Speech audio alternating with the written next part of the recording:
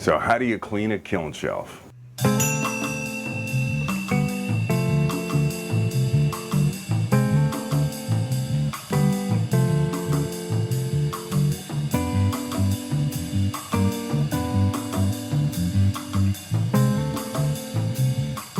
Hi, I'm Jamie Dove, and on this episode of Rebooting My Pottery Business, I'm going to show you how I clean and prepare my kiln shelves. It's one of the most frustrating things as a potter for two reasons. Number one, it means you probably just lost a really cool piece. Number two, that means you got to spend time, energy, and money that could have been directed somewhere else in your pottery studio. So for me, my biggest task was having to clean the glaze drips off of the shelves and then having to coat the shelves in kiln wash. Let's take a look at that. It's permanently attached.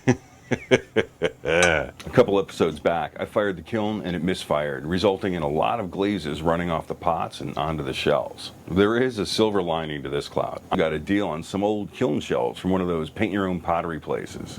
They looked horrible, but great. There was kiln wash on them once upon a time, but that was long ago. There were a few drips here and there, but nothing major. To me, the bonus was these shelves I've never used for high fire temps. Just low fire, paint your own pottery temperature kind of stuff. So 5 26-inch pre-loved shelves for 40 bucks. That is awesome. First thing I did was I used the appropriate safety gear. You got to be smart about it. Come on, man, you're dealing with ceramic dust. The only power tools I used for this project was a power drill with a wire wheel and a belt sander with an 80 grit belt. Now the belt was not ceramic or glass specific, but it was definitely 80 grit. I also used a flathead screwdriver and a rubber mallet. I used the screwdriver as a chisel and preferred the rubber mallet because it seems to soften the blow.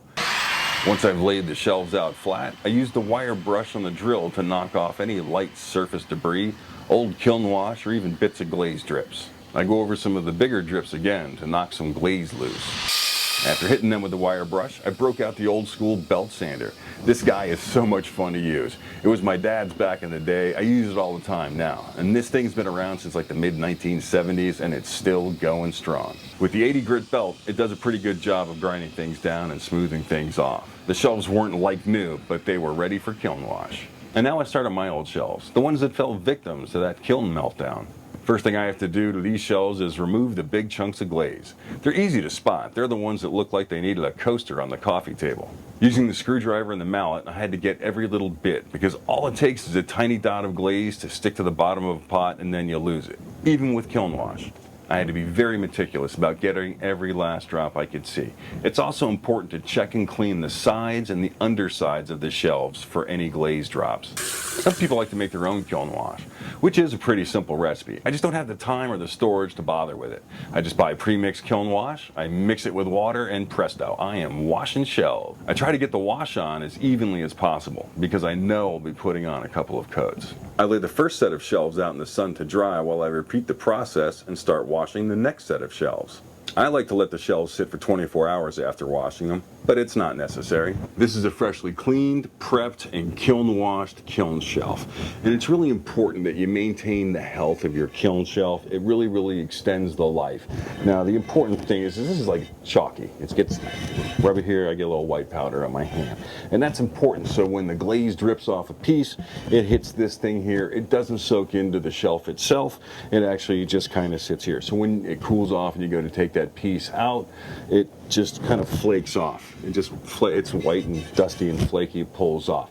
Now on the bottom of the piece, you're just going to have, hopefully if it's just a little drip, just a little tiny white dot, you know, that you could grind off on a disc or on a sander or a belt or whatever you want to use to grind things off with.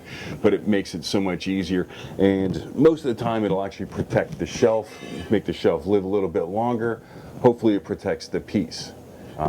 Sometimes, you know, drips are heavier than others and you can't help it. You just can't do it.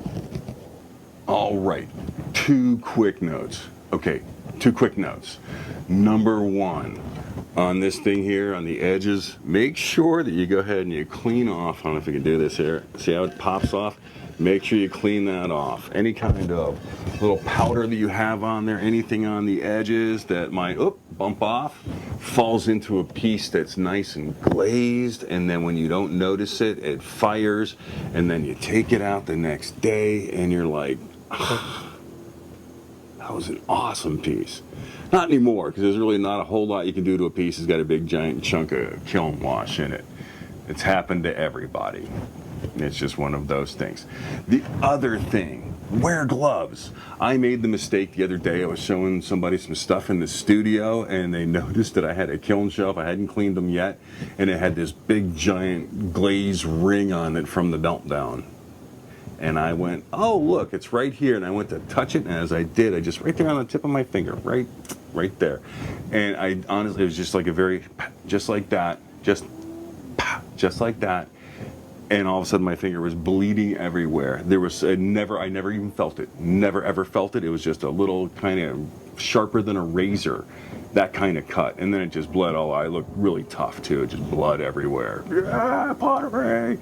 Yeah, it was really cool. Anyway, so make sure you wear gloves. Just a little safety tip there. Anywho, just want to say thanks a lot for checking out the video. If you liked it, subscribe and follow me on my journey. Thank you very much again, and I look forward to seeing you all soon. Take care. Bye-bye.